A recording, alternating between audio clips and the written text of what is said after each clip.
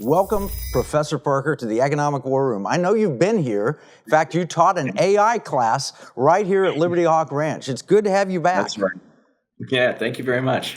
All right, I want to dive right in because AI is all over the headlines with the DeepSeek announcement, the stock market got roiled and everything else. Can you give our viewers kind of a quick overview, a summary of where this all started and where it's headed? Yeah, it's a very big question because AI is a very old field. A lot of people trace it back 2,000 years with Archimedes' screw. Anything mechanical, non-human that replicates human intelligence is artificial, therefore, and intelligent because it mimics that. So simply a pump, a mechanical pump was big. But most people started around the Industrial Revolution around 1770 with the power loom in Britain and weavers, having a machine mimic expert weavers. Very narrow AI, but enough to disrupt the industry. And what happened when power looms were invented? Of course, the cost of textiles went down. The industry boomed. Employment boomed. It just made a growth economy like no one had seen before. Eli Whitney's cotton gin had the same effect in the cotton industry. When Henry Ford started applying Frederick Taylor's Taylorism to the automobile manufacturing, all of a sudden automation, simple little AI that would automatically move cars in the right order at the right place at the right time, mimicking humans pushing the chassis instead. Boom, the cost of production plummets, the demand for conveyor belts exploded, employment went up, prices plummeted, basically allowing the automobile to be a commonplace item in essence. And then later in the 40s, we had the computer revolution, right, with ENIAC after the Turing machine during World War II.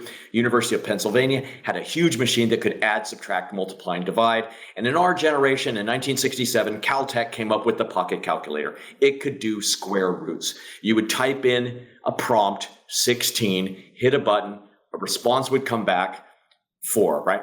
Well, we're the only species that does square roots, right? So what you're looking at is the dawn of interactive AI at a consumer level, the pocket calculator. And as you remember, if you're old enough, or anyone listening is old enough, it was banned in schools. People feared the pocket calculator. Like, what is this thing going to do? Kids aren't going to learn math. It's a disaster, etc.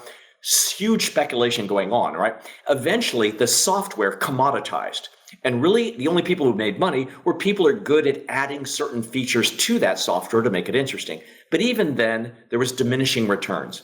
We had the basic functions, then we started adding more functions, but people tended to use those extra functions less and less and less. The earliest applications, add, subtract, multiply, and divide, carried that technology for a while. Now, that is, to people in the field of AI, that is AI. It's artificial intelligence. But nobody calls a calculator and looks at it and goes, wow, amazing AI. They don't do that. This is called the AI effect.